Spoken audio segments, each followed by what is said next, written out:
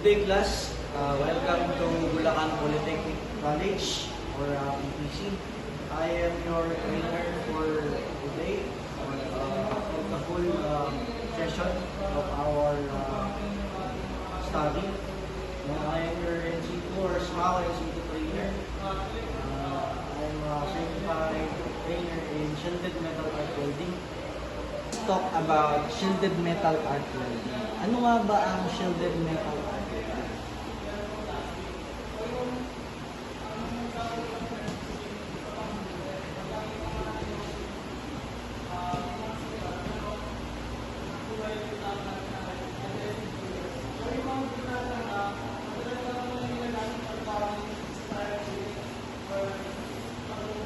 Ang shielded metal arc welding ay pagdidikit ng dalawang bakal ng material gamit ang fusion.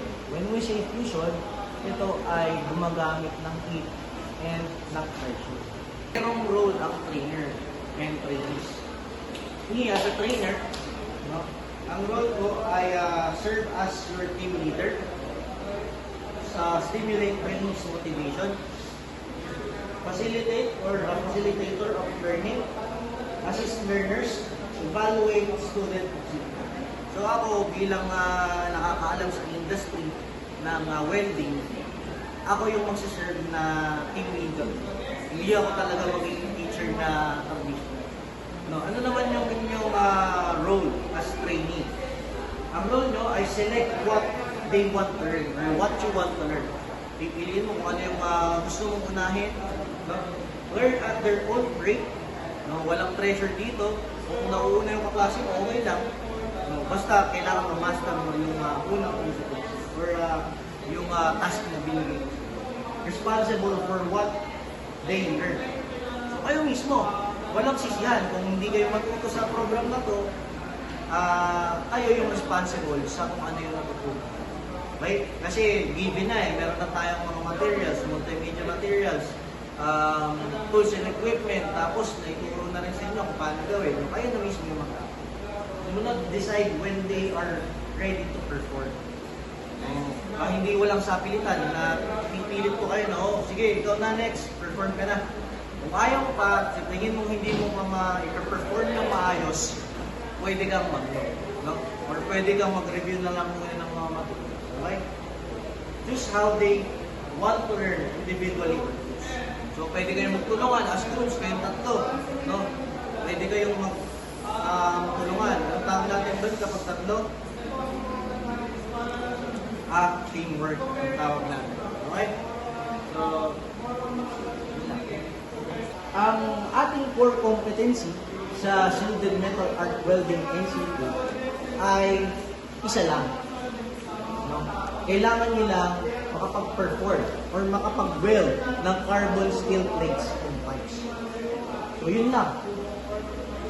You will just have to weld carbon steel plates and pipes. So isa lang ang ating core competency. No? Now, we will proceed sa kung paano ba gawin yung welding carbon steel plates and pipes. Una natin kailangan gawin ay magsuot ng personal protective equipment or PPE. Ito, suot ko ang ating welding apron. Ito ang ating welding helmet or welding mask. And then, kailangan natin ng welding gloves. No? Kailangan ng PPE dito kasi gumagamit tayo ng mainit or high heat application. No? Medyo delikado yung ating pag-aaralan, kaya kailangan kompleto ang ating mga and essential tools na kailangan natin gamitin. Kailangan meron tayong chipping hammer, no? And meron tayong steel brush. Lilinisin natin yung ating bakal bago tayo mag-welding, then pagkatapos natin. Okay?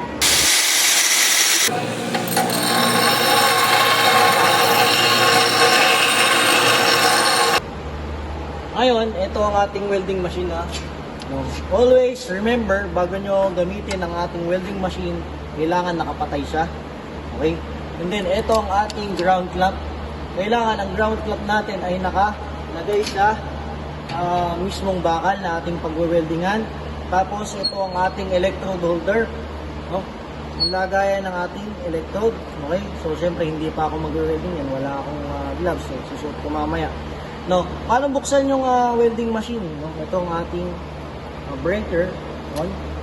Tapos, ito yung ating adjustan ng amperage or current. Okay? So, depende sa electrode size na gamit nyo kung anong current yung ating gagamitin. Ngayon, ang gamit ko ay 6011. Ang aking current ay nasa 90. Okay?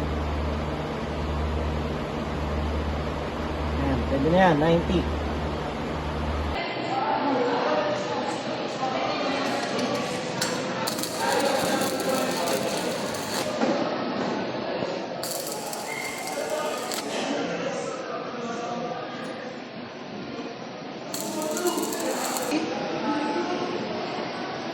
Side first. Okay.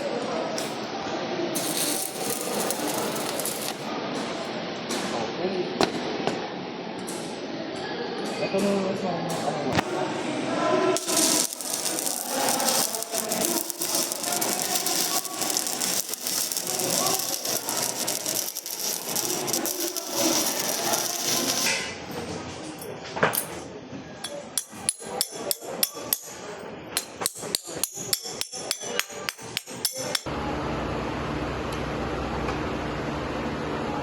ito yung ating carbon steel pipe, no? And then ito yung contact natin dito. Didikitin natin gamit ang ating root pass, filling pass, hot pass, no? And root pass, hot pass, filling pass, and okay? Pack muna natin.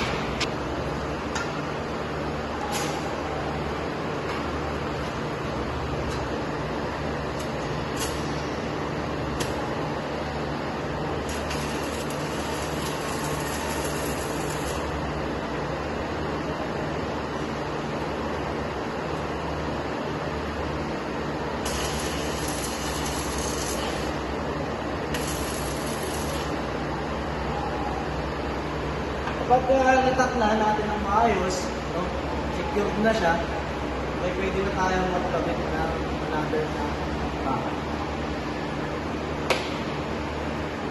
Okay lang ba?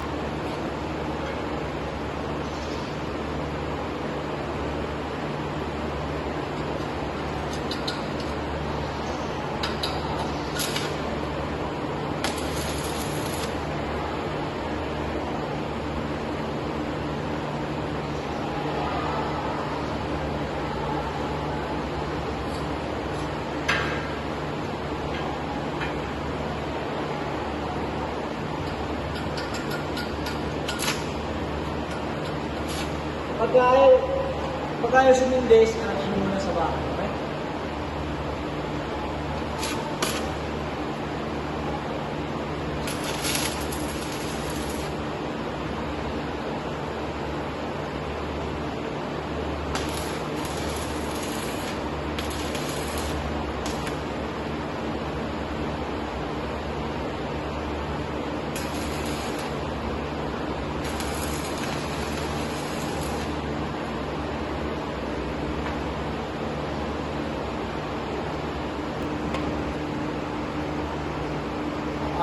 Natak na natin yung ating carbon steel plates. Now we will proceed sa ating pakulo.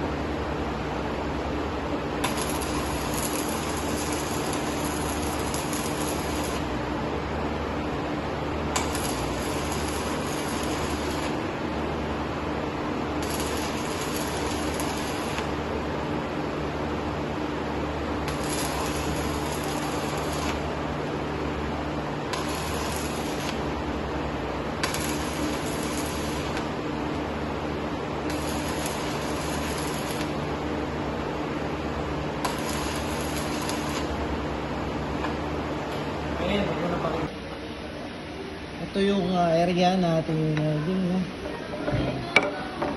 Ito yung tinatawag natin weak pass. And now, we welded these two plates yung pipes. And linisin natin gamit yung steel. Ayan, sige.